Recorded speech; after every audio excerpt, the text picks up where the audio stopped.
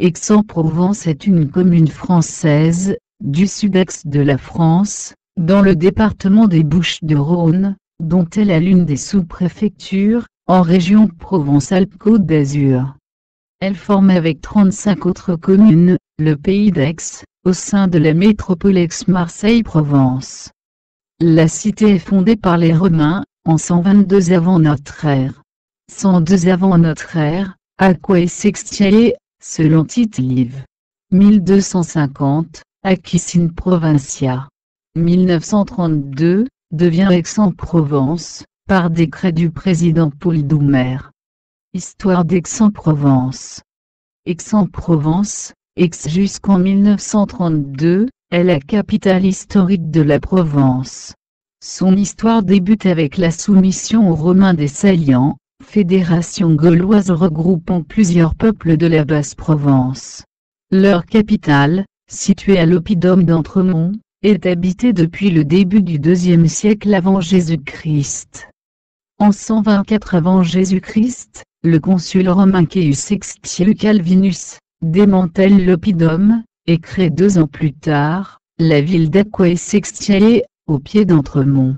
C'est cette ville romaine qui est devenue Aix.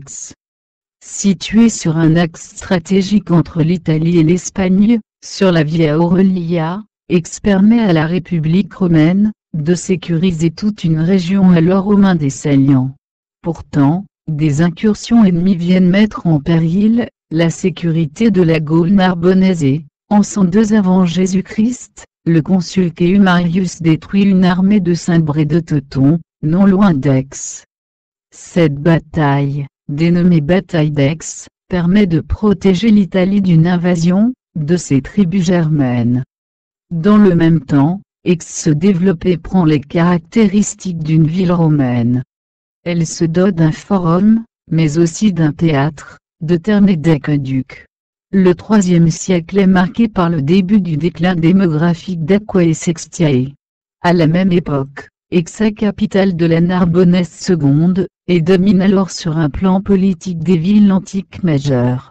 C'est à Aix qu'est créé l'archevêché, ce qui lui assure une position prééminente tout au long du Moyen Âge, confirmée par la création d'une université, 1409, puis peu après le rattachement à la France, du Parlement de Provence, 1501.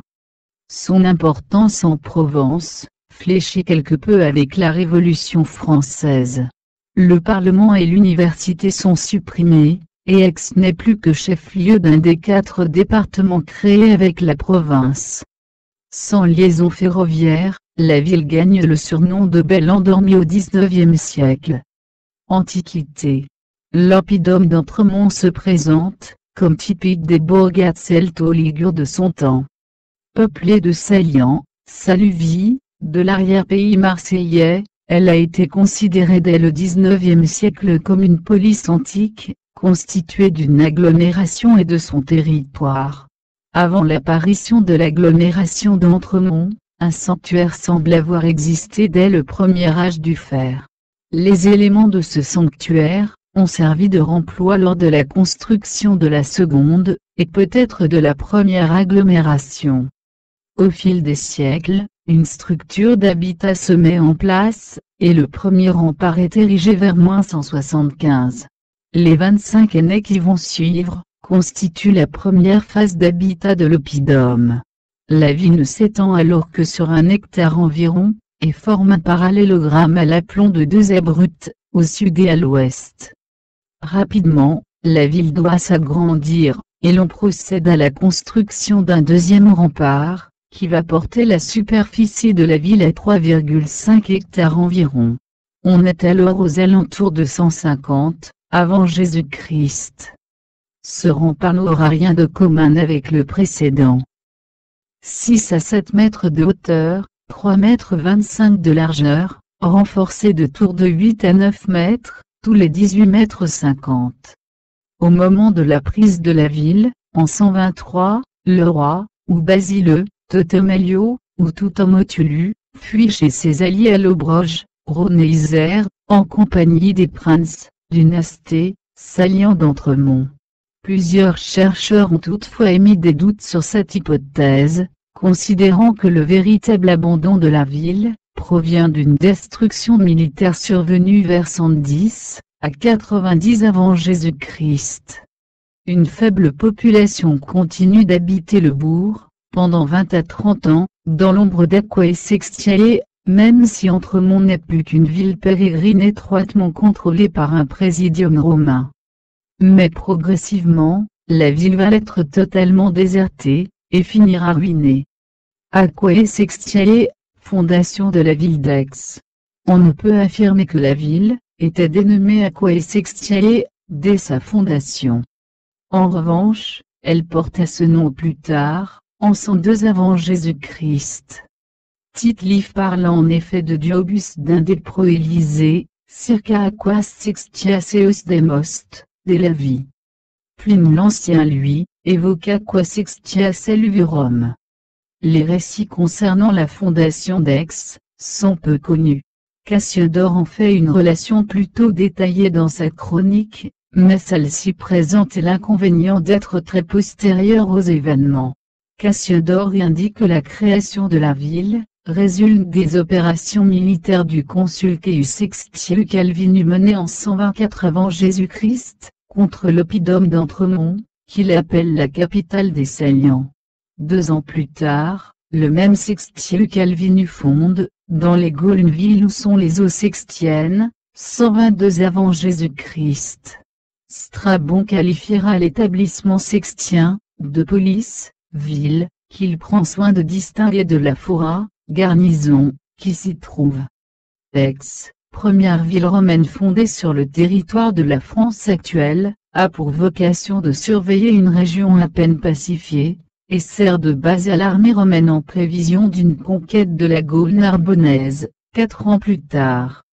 Placée sous le contrôle d'un présidium romain, Aix abrite dès lors les populations refoulées d'Entremont, et devient de facto le chef-lieu du pays salient entré par la force dans l'orbite romaine. Il n'est pas possible de déterminer avec précision l'emplacement de l'établissement romain, et de la garnison qui s'y trouvait. La raison en est que l'on ne trouve pas de sources archéologiques remontant à la fondation de la ville. Les historiens se fient donc au déplacement de la ville antique au cours des siècles, et ses diverses localisations, d'abord dans la ville des Tours, puis sur l'emplacement du palais comtal, et enfin dans le bourg Saint-Sauveur. La plupart des érudits locaux localisent la ville antique au bourg Saint-Sauveur, alors que des vestiges retrouvés sur place, et identifiés à l'époque romaine, s'avéraient en fait être ceux de la ville du XIIe siècle. Paul-Albert Février s'oppose à cette localisation, vouloir retrouver dans cette ville de basse époque le bourg Saint-Sauveur. Le plan de la fondation de Sextius est un simple jeu de l'esprit. Bataille d'Aquae Sextiae. En 102 avant Jésus-Christ, lors de la bataille d'Aquae Sextiae, Marius tient tête, au pied de la montagne appelée plus tard Sainte-Victoire, horde d'Ambron et de Teutons, qu'il défait. Ceux-ci, venus de la Baltique, se rendent en Italie. Marius choisit avec précaution une position forte, une colline, pour y attirer les Teutons avec l'aide de sa cavalerie et de son infanterie légère de tirailleurs, composée pour l'essentiel de liguraliers. Les éléments de l'avant-garde teutonne, les Ambrons, mordent au piège et attaquent. Ils sont bientôt suivis par le reste de leurs troupes. Or Marius a caché une petite force romaine de 4000 hommes à proximité. Au moment de la bataille, cette force sort de sa cachette, attaquant les Teutons par derrière et provoque chez eux confusion et déroute. Les décontremains prétendent que, dans le massacre qui suit, 90 000 Teutons sont tués, et 20 000, parmi lesquels leur roi Teutobo, sont capturés. Les seuls rapports qui ont survécu sont romains et ils exagèrent l'unilatéralité de la bataille, mais l'anéantissement complet des Teutons et des Ambrons est bien en faveur de la sévérité de leur défaite. En 49 avant Jésus-Christ, la situation s'inverse par rapport à 122 avant Jésus-Christ. Aix prend sa revanche sur Marseille quand, client de Jules César et de Pompée, celle-ci refuse de prendre parti dans la guerre civile de César, tout en accueillant les émissaires de Pompée. Battue en mer et assiégée par 3 légions pendant 2 mois par César, puis par son légat Caius Trebonius, la ville est prise, privée de ses colonies et doit se soumettre à Rome. Les Romains la rattachent à la province narbonnaise. Le reste des oppidums subsistant encore, est alors vraisemblablement rasé, la Coche, tandis qu'Aix s'étend jusqu'à devenir plus tard capitale de la Narbonnaise seconde. Développement de la ville. Le 1er siècle voit le développement de la ville au niveau architectural. Si, jusqu'alors, il fallait voir en Aquae Sextiae, une ville très similaire à Entremont-la-Gauloise, celle-ci va prendre progressivement des caractéristiques romaines. Ainsi, l'urbanisme s'oriente selon les canons romains. Un axe nord-sud, le Cardo, vient couper un autre axe, orienté est-ouest, le Documanus. À leur intersection se dresse le forum de la ville, place publique et lieu de rencontre et de discussion.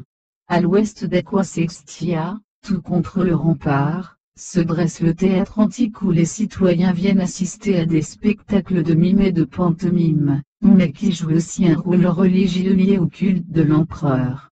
L'approvisionnement en eau est assuré par 3 aqueducs, l'aqueduc de Traconade, au nord, l'aqueduc de Vauvenargues et celui du Tolonais à l'est.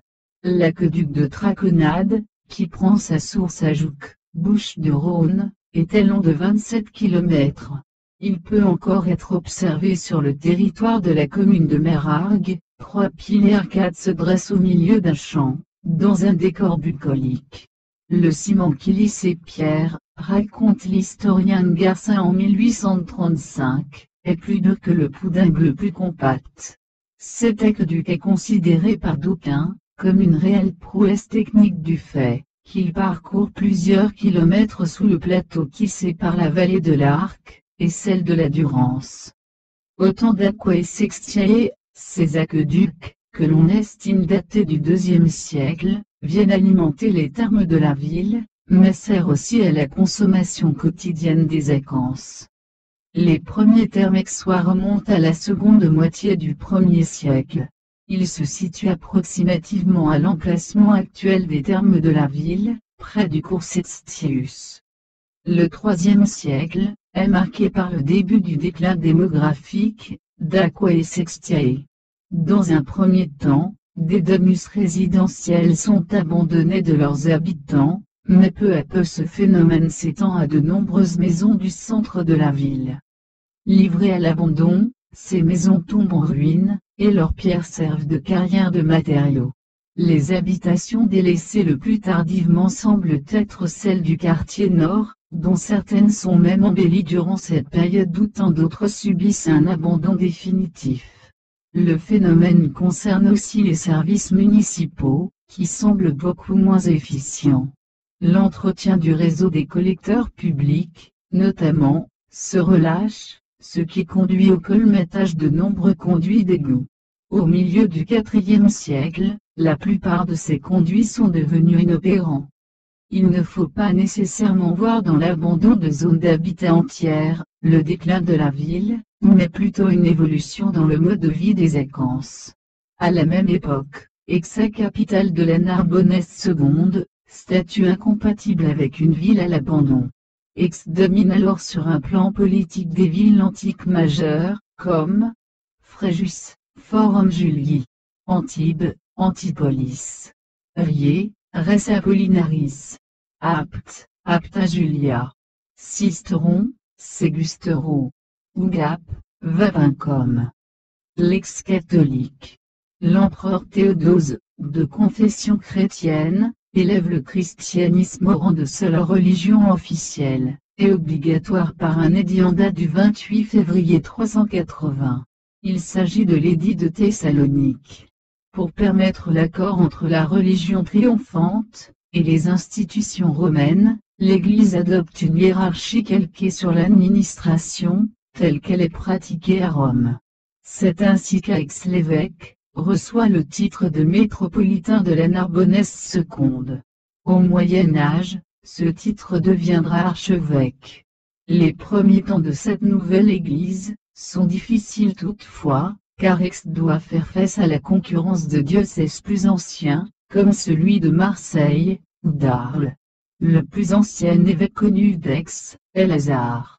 Il accède à la dignité de l'église aixoise en 408. Pourtant, certains estiment que Lazare ne fut pas le premier évêque aixois, mais qu'il eut au moins un prédécesseur, dont le nom est inconnu à ce jour. Au revers son programme politique, la victoire et Rome assiste dans le globe du monde. En 407, sur l'île de Bretagne est élu, contre toute voie légale, un nouvel empereur désigné par l'armée stationnée dans la province. Cet usurpateur, sous le nom de Constantin III, est le troisième empereur usurpateur, après Marcus et Gratien. Après un passage par Trèves, puis Lyon durant l'été 407, Constantin marche sur Arles à la fin de cette même année, ou au début de 408. Il y entre et s'y installe comme empereur, faisant de la cité la nouvelle capitale des Gaules au détriment de Trèves.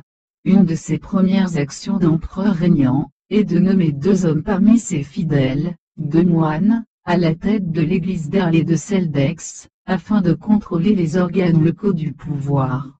Hérault devient évêque d'Arles. Sur le diocèse d'Aix, va dominer un évêque connu sous le nom de Lazare d'Aix. Si la nomination d'Hérault se fait sans opposition majeure, il n'en est pas de même pour Lazare, dont la nomination se déroule dans le sang, dans la cathédrale d'Aix, aujourd'hui disparue. À Rome, la situation n'est pas tolérée et Flavius Honorius, l'empereur légal, envoie le général Flavius Constantius à l'assaut d'Arles, qui tombe. L'usurpateur est exécuté en novembre 411. Ces 2 évêques sont destitués. Lazare est expulsé de son diocèse par la population aixoise. Si un évêque prend la place d'Hérault à Arles, l'église d'Aix, elle, restera sans évêque plusieurs décennies. Si la destitution d'Hérault ne fait pas de doute, celle de Lazare fait davantage débat. Selon certains, 2 ans après, en 413, Lazare est encore à la tête de l'épiscopat aixois, et fait construire un baptistère dans son groupe épiscopal, à côté de l'Ecclesia Major. Historiens et archéologues estiment pour la plupart, que le site originel de ce groupe épiscopal, se situe à Notre-Dame de la Cède. Un siècle plus tard environ, alors que le forum antique est détruit, ainsi que d'autres bâtiments publics sans doute, un groupe épiscopal, qui deviendra la cathédrale d'Aix, est construit. Moyen-Âge. Au IVe siècle, Aix devient la capitale de la Narbonnensis Secunda. Elle est ensuite occupée par les Wisigoths en 477. Au siècle suivant, elle est envahie, tour à tour, par les Francs et les Lombards, puis en 731, par les Sarrasins. Le Haut Moyen-Âge, introduction du catholicisme. Le 5e siècle marque le développement de la cathédrale Saint-Sauveur qui, si elle n'a longtemps été qu'un lieu de culte secondaire à Aix, n'en demeure pas moins un monument de haute antiquité, sans doute contemporain des premiers chrétiens. C'est l'époque où vit Mitre d'Aix, auquel les Provençaux rendront ultérieurement un culte, un homme qui, à l'âge de 24 ans, quitte ses parents en Grèce pour la Provence, dans l'espoir d'y vivre une vie de charité et de dénuement. Accusé de sorcellerie et jeté dans le cachot d'une tour romaine, il est décapité dans la cour du prétoire d'Aix, en 466. Selon la légende, il ramasse alors sa tête, la serre contre sa poitrine, et la porte jusqu'à l'autel de l'église de Notre-Dame de la Cède. Enfin, il expire. Sa statue est visible aujourd'hui, autour du portail de la cathédrale Saint-Sauveur. Vers l'an 500, le baptistère de Saint-Sauveur est construit, et l'édifice se développe au fil des siècles, tout autour de ce monument à l'aspect quasi inchangé depuis le 5e siècle. On ne connaît pas le nom du constructeur de ce baptistère. On évoque toutefois le nom de Basilius, évêque d'Aix comme auteur probable, dans la mesure où l'on retrouve son inscription funéraire tout à côté. Le temps des invasions. la Provence subit plusieurs vagues d'invasions étrangères, dès l'Antiquité tardive, les Visigoths en 476, les Ostrogoths en 508, et les Francs en 536. Celles-ci se poursuivent au Moyen Âge. Ainsi, les Lombards descendent de Germanie jusqu'en Italie, et passent par la Provence qu'ils pillent. Sous l'Empire carolingien, la région aura à subir les invasions répétées des Sarrasins, du 8e au 10e siècle. Les documents archéologiques manquent pour indiquer la part de destruction qu'Aix a subie à la suite de ces attaques répétées. Pour Pierre-Joseph de Hédes, en revanche, la destruction est totale, ou presque. Cette dévastation fut si grande qu'après leur retraite, on ne trouva d'entier en Sadeville, que les tours du palais, encore beaucoup endommagées, et quelques autres ouvrages des Romains enterrés. Le doute peut entourer cette affirmation. Les bâtiments qui, pour de Hédes, ont résisté aux attaques, sont les bâtiments romains encore debout à son époque. Rien ne vient étayer une telle affirmation, même s'il est à supposer que la ville d'Aix subit probablement les conséquences des passages de ces troupes hostiles, tant militairement qu'économiquement. Alors que les remparts de la ville sont fortifiés, pour faire face aux attaques, la population d'Aix ne peut plus compter sur l'approvisionnement de la part des aqueducs, qui ceinturent la région. Ceux-ci sont soit délabrés, soit victimes d'attaques destinées à enclaver la cité, et à l'assoiffer. Par chance, Aix possède des nappes phréatiques immenses, tant d'eau froide que d'eau chaude, et doit procéder au creusement de puits qui assureront le rôle que jouaient jadis les aqueducs. C'est ainsi que fleurissent aux quatre coins de la ville, des puits publics et privés. Politiquement, Aix souffre considérablement de ces attaques ennemies. Après l'invasion franque de 536, elle est destituée de son statut de capitale de la Narbonnesse II, au profit d'Arles, mais le retrouvera sous les Carolingiens, à une époque où sa population est pourtant faible, au regard de son passé glorieux. Aix au temps des Carolingiens. À la fin du 8e siècle, il n'existe plus que 3 lieux de peuplement à Aix, qui n'a plus rien à voir avec la riche Aquae et Sextiae. On habite encore autour du site de Notre-Dame de la Cède, autour de la cathédrale Saint-Sauveur, et un peu plus au sud de la cathédrale, dans le secteur de l'actuelle place de Verdun. Pour le reste, tout est désertifié. Ces 3 zones se développent progressivement, gagnent des habitants et se fortifient et constituent dès lors 3 bourgs distincts, la ville des Tours, le bourg Saint-Sauveur, et la ville comtale, dont chacun se dote de remparts. Les siècles vont avoir raison de la ville des Tours, qui va être abandonnée aux alentours du XIVe siècle, mais les 2 autres bourgs vont prospérer. Le bas Moyen Âge. La ville doit attendre l'année 1189, pour retrouver le lustre qui était le sien, dans les premiers siècles qui suivent sa fondation. Cette année, les comtes de Provence décident de faire d'Aix leur nouveau lieu de résidence, au détriment d'Arles et Avignon, qu'ils habitaient jusqu'alors. Cet acte donne de facto à Aix le titre de capitale de la Provence, titre qu'elle conservera jusqu'à la Révolution. Aix, et le bon roi René, partage de la Provence au XIIe siècle entre comté et marquisat de Provence, et comté de Forcalquier. Aix ne retrouve sa splendeur qu'à partir du XIIe siècle, où les comtes de Provence, maisons d'Anjou et d'Aragon, y tiennent une cour raffinée et lettrée. En 1357, l'enceinte de la ville est revue et améliorée. La partie des faubourgs située contre les murailles est incendiée, afin de dégager un glacis. À la mort d'Eugène Ier de Naples, la reine Jeanne, Aix est à la tête de la Ligue des communautés et villes, qui s'oppose à la dynastie angevine, au sein de l'Union d'Aix, mais finit par se rallier, devant les promesses de Marie de Blois.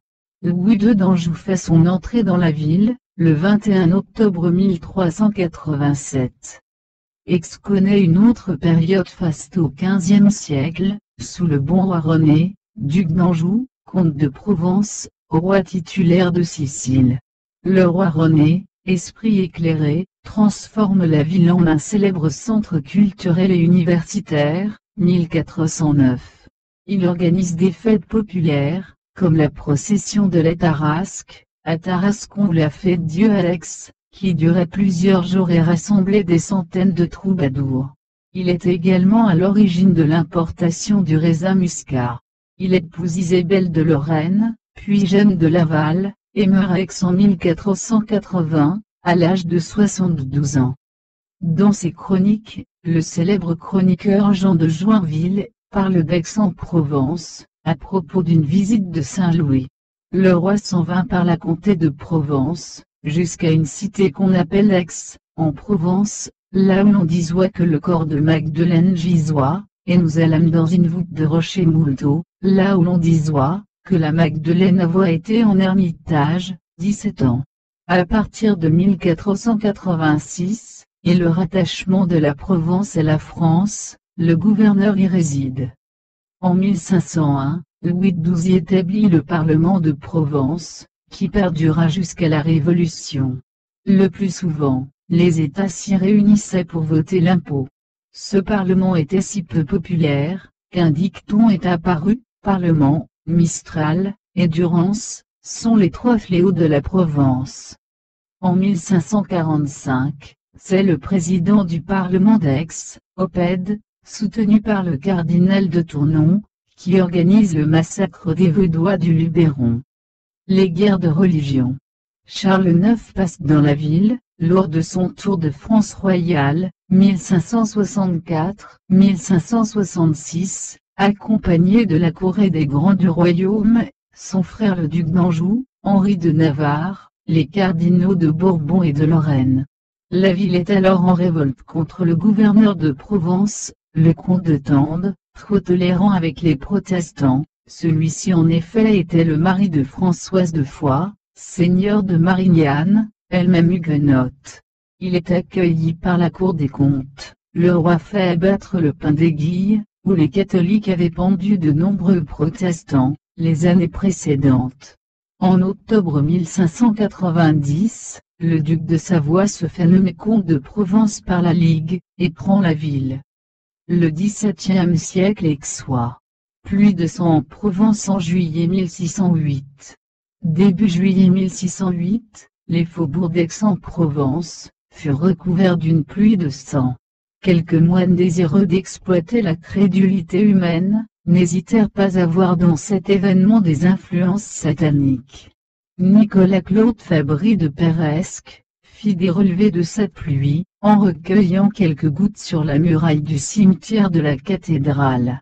Il découvrit que c'étaient les excréments des papillons, qui avaient été observés récemment.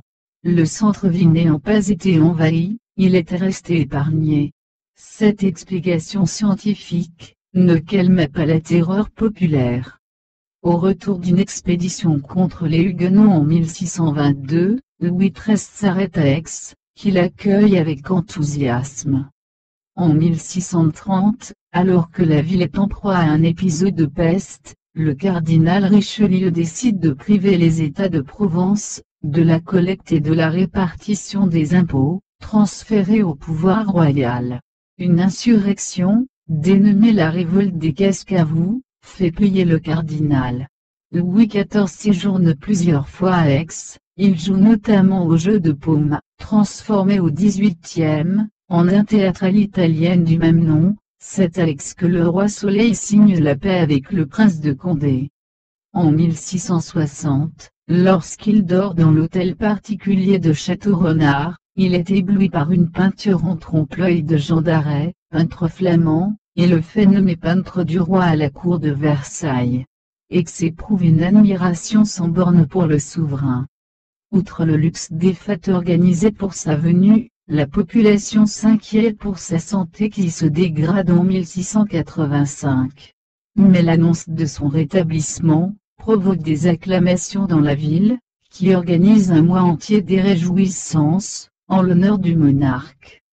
Dernier agrandissement de la ville. La nomination de Michel Mazarin au poste d'archevêque d'Aix va permettre une forte extension de la ville vers le sud.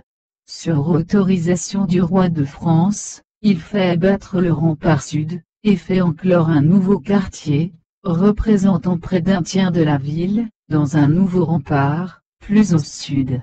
Ce quartier, dénommé plus tard quartier Mazarin, est conçu grâce au conseil de l'architecte Jean Lombard.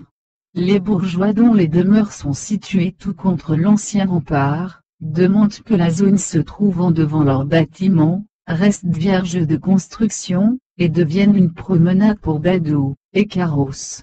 Cette requête est acceptée et le cours ainsi créé, va devenir la porte d'entrée de la nouvelle ville. Ce n'est qu'en 1876 toutefois, qu'on lui donnera le nom de cours Mirabeau. Le nouveau quartier Mazarin coûte cher à réaliser, plus de 55 000 livres. Somme que se partage la municipalité d'Aix, sous la contrainte du Parlement, des marchands de biens, des acquéreurs d'emplacements, les communautés de Provence et le duc de Vendôme, Louis de Mercœur. L'archevêque bâtisseur, personnalité fort controversée au demeurant, laisse son nom à plusieurs rues de ce nouveau quartier, la rue Cardinal, la rue Saint-Michel, aujourd'hui rue Guaran, la rue Mazarine, et la rue Saint-Sauveur, aujourd'hui rue du 4 septembre. Les faubourgs de la ville se développent aussi, accueillant de grandes résidences de notables, en particulier les membres du Parlement, qui profitent d'espaces dégagés, pour élever des demeures de plaisance, au bord de la ville, comme la Bastide de Repentance, construite en 1609 pour l'avocat Joseph Martelly, qui passera ensuite au Grimaldi Régus. Ex-temps de la Révolution française. La Constituante. Pendaison de Pascalie, la roquette et Guéramont sur le cours Mirabeau, le 14 décembre 1790, aux fortes contemporaines. Les convictions politiques de Jean-Joseph Pierre Pascalie, l'un des avocats les plus réputés du barreau d'Aix, fervent défenseur de la Constitution provençale, de l'égalité proportionnelle, et du maintien des libertés publiques, lui valent l'opposition de nombreux adversaires, qui le jugent anti-révolutionnaire. Le plus acharné d'entre eux est l'abbé Jean-Joseph Rive, bibliothécaire aixois et fondateur en novembre 1790, du Club des antipolitiques, installé rue des Bernardines, à Aix. Celui-ci voit en Pascalie le pire de ses ennemis. Dans un pamphlet, il le traite de scélérat et de mortel exécrable, et appelle au meurtre de l'avocat. L'Assemblée départementale des Bouches-du-Rhône s'installe à Aix le 20 juillet 1790. Cette création a pour conséquence le démembrement de l'ancienne administration provençale. L'article 10 du décret du 10 septembre 1790 provoque la suppression du Parlement de Provence. Sous le coup d'une vive colère devant l'état de ruine des anciennes institutions de la province, Pascalie décide dans ces conditions de se retirer des affaires politiques et du barreau.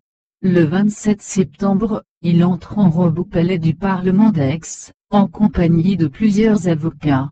Annoncé par l'huissier, il prononce un discours qui aura des conséquences majeures.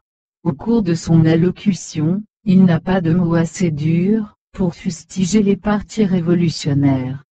La teneur de ce discours se répand dans toute la ville en quelques heures et, tandis qu'il éveille les sentiments monarchistes, d'une frange silencieuse de la population, il provoque un déchaînement de colère chez les partisans de la Révolution, et de la crainte chez les administrateurs d'Aix.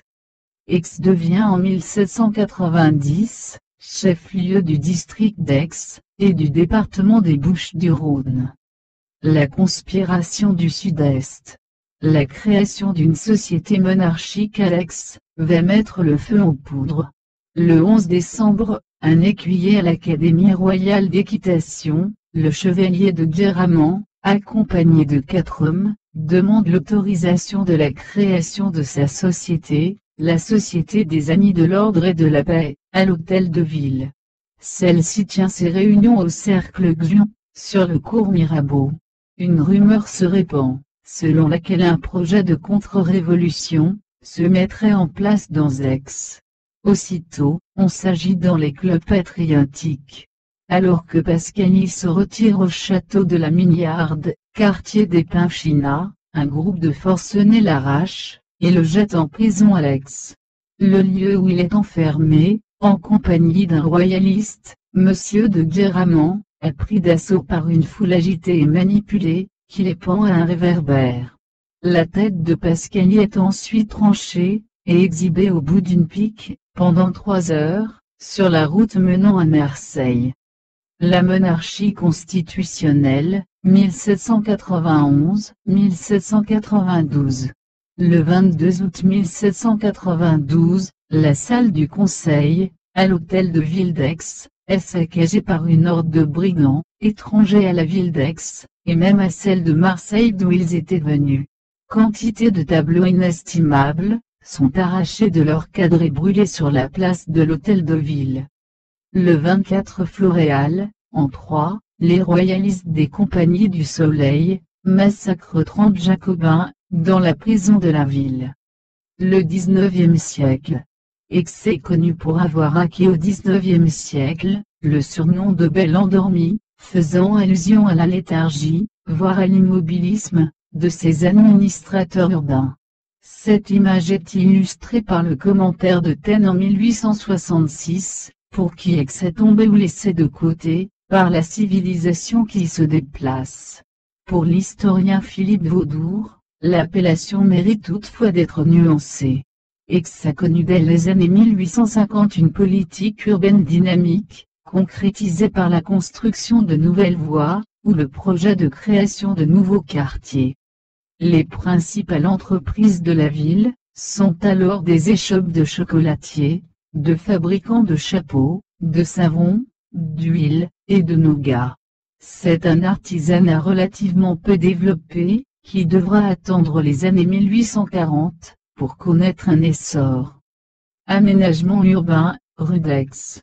À partir de 1811, la ville se dote de ses premières dénominations officielles de rues, qui succèdent aux appellations révolutionnaires d'Isle, facilitant par là le premier recensement. Pour cette première redénomination des rues aixoises, 3 personnalités d'Aix sont honorées, avec la fondation de la rue Péresque, la rue Montclar, et la rue Tournefort. Ce mode de nomination se poursuivra lentement jusqu'à 1870 environ, date à laquelle il s'accélère, de nombreuses rues et avenues étant alors rebaptisées. Le cours Mirabeau reçoit son nouveau nom en 1876. Jusqu'alors, il était connu sous la simple appellation de cours 59. Fontaine de la Rotonde. Aix se dote en 1860, d'une fontaine monumentale qui vient trôner sur la place de la Rotonde, véritable porte d'entrée de la ville, et conflue des routes d'Avignon et de Marseille. Conçue par l'ingénieur des ponts et chaussées, Théophile de Tournadre, elle est aujourd'hui l'un des monuments les plus connus d'Aix-en-Provence. Son bassin a un diamètre de 32 mètres, et la fontaine s'élève à 12 mètres de hauteur. 3 statues de marbre, réalisées chacune par un sculpteur différent, ornent son sommet. Chacune a une signification particulière, et regarde vers une voie. La sculpture qui regarde vers le cours Mirabeau a été réalisée par l'Aixois Joseph Marius Ramus, 1805-1888. Elle symbolise la justice. La statue qui regarde la route de Marseille, avenue des Belges, œuvre de Louis-Félix Chabot, 1824-1902, sculpteur de Venelle, symbolise le commerce et l'agriculture. Enfin, la troisième, orientée vers la route d'Avignon, a été sculptée par Hippolyte Ferrat, 1830-1882, et symbolise les beaux-arts. Le piédestal qui surmonte l'Evesque a été réalisé par François Truffem, 1820-1888. Démolition du rempart, 1848-1874. Alors que la municipalité aixoise envisage de supprimer les parapets de la partie supérieure du rempart en 1819, la démolition pure et simple de l'ouvrage fait progressivement son chemin. La mairie entreprend des travaux, sans l'accord de la préfecture. Dans les 50 années qui suivent la Révolution, le rempart, d'une hauteur de 6 mètres en moyenne, et d'une épaisseur de 3 mètres, n'est pas entretenu ni restauré. Progressivement, il se détériore au point de présenter une menace pour le public. Finalement, une délibération municipale du 28 décembre 1848, municipalité Aude, met à adjudication la démolition des portes Bellegarde, d'Italie, de Villeverte, et d'Orbitel, et le rabaissement du rempart longeant le cours d'Orbitel, sud de la ville. 3 maçons de la ville sont chargés des travaux, Arnaud Claude, Antoine Bay, et Michel Léoufré. 6 autres portes sont encore à démolir, et ce sont les municipalités suivantes qui s'en chargent. Jassuda Bédaride, 1848-1849, puis Émile Rigaud, 1849-1863, organise la démolition de la plus grande partie du rempart, ainsi que de plusieurs portes. Les 2 dernières portes, la porte Notre-Dame, nord de la ville, et celle de la plateforme, sont réalisées en 1874. Le chemin de fer Alex.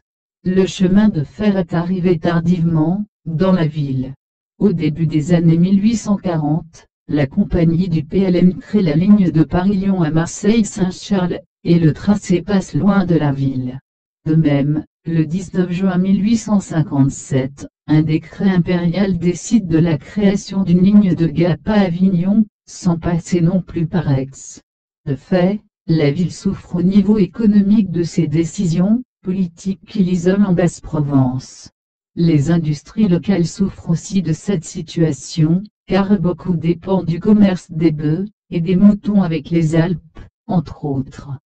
En 1870 est créé un tronçon reliant Aix et Meyrargues, et 3 stations de voyageurs et de marchandises, à la Calade, Venelle, et Meyrargues.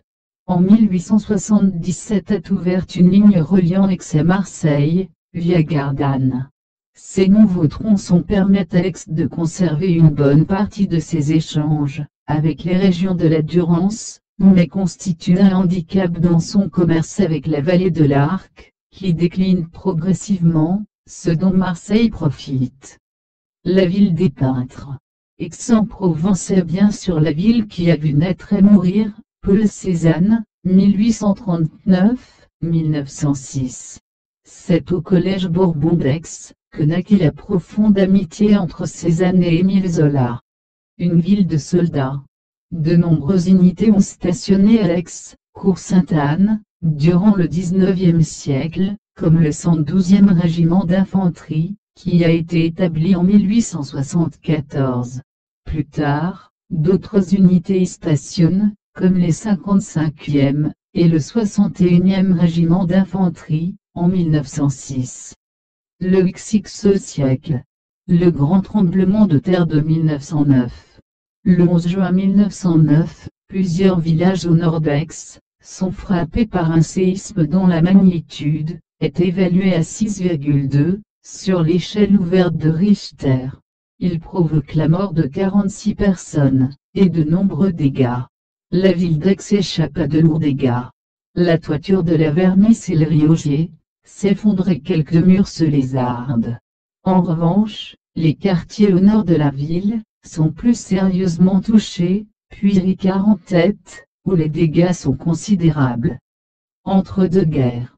La ville fut reliée à Marseille par le tramway de la Compagnie des tramways électriques des Bouches-du-Rhône, absorbé en 1921 par la Régie départementale des chemins de fer des Bouches-du-Rhône, qui circulait de 1903 à 1948. La ville d'Aix, qui portait ce nom depuis plus d'un millénaire, après celui d'Aqua Sextia, prend en 1932 le nom officiel d'Aix-en-Provence. Les années 1970, sous la municipalité de Félix Ciccolini, marquent un développement sous plusieurs aspects, qui modifie le visage économique d'Aix-en-Provence. De nombreuses entreprises et industries, génératrices d'emplois, s'installent dans les Bouches-du-Rhône, le complexe pétrochimique de l'étang de Berre, le centre d'études nucléaires de Cadarache, notamment. Aix profite de ces créations d'emplois, et voit sa population augmenter. Dans le même temps, l'essor touristique voit de plus en plus de visiteurs passer par la ville, ce qui provoque de facto le développement d'activités liées à ce secteur et, par effet de retombées, permet à la culture aixoise de prospérer. Le festival d'art lyrique en est une illustration. Aix au XXIe siècle. Aix est aujourd'hui une ville qui mêle passé historique et avenir technologique, notamment avec le projet IT, à Cadarache, communauté du pays d'Aix, la gare TGV, les technopoles de l'Arbois et de Rousset. Aix compte de nombreuses universités et grandes écoles, lettres, droit, économie, Sciences Po, arts et métiers, beaux-arts. Aix a fêté le centenaire de la mort de Paul Cézanne, avec notamment l'exposition internationale au musée Granet, Cézanne en Provence, du 9 juin au 17 septembre 2006, qui a rassemblé près de 120 œuvres du maître, sur le thème de sa chère Provence. L'atelier des Lauves, atelier que Cézanne a fait construire, quelques années avant sa mort, les carrières de Bibénu, où il allait peindre sur le motif, et le jet de Bouffant, la maison familiale, se visitent. L'écrivain Émile Zola s'est inspiré d'Aix, pour décrire la célèbre ville de Plassans, dans les Rougon-Macquart. Opération Sept-Style Mirabeau. La ville d'Aix-en-Provence s'est dotée d'une opération d'urbanisme déclarée d'utilité publique par l'État en 1992, l'opération Sextième Mirabeau, qui s'étend sur 20 hectares. Son objectif est de relier la ville ancienne au quartier neuf. Aix-en-Provence se dote ainsi de nouveaux immeubles de logement, d'espaces de bureaux, de commerce avec les allées provençales, et de lieux culturels tels que le Pavillon Noir, Centre national chorégraphique, le Grand Théâtre de Provence, GTP et le Conservatoire Darius Milhaud.